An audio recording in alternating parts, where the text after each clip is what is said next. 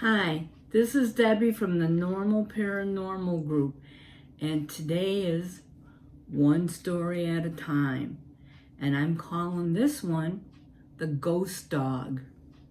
Yes, you heard me correctly. Well, this had to be in the middle or later 1950s. Yes, it was after we were born in 1955. My father was renting to buy this house by repairing it. He made a deal with the owner. But lo and behold, this house, yes, in Chicago, yes, a lot of haunted houses in Chicago. A lot of them are 1800s built in. So anyways, they moved in the second floor, and they started hearing clawing at the door, barking, clawing, and they would open the door and nothing was there. Nothing. The downstairs was even shut, the downstairs door.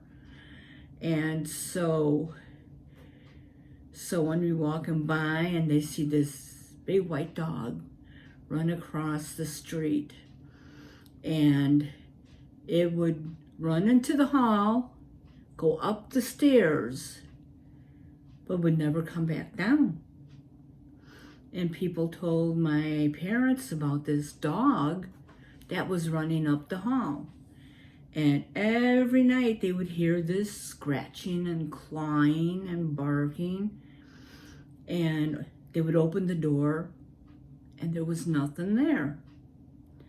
So on one occasion, someone was coming over and they seen the dog run up the stairs. And so there's one way in, one way out, of course, on the second floor.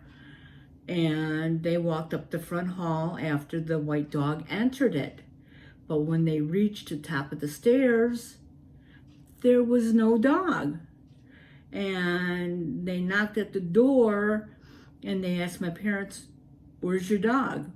"We don't have a dog. We just seen it run up the stairs. It didn't run past us. We thought you let it in."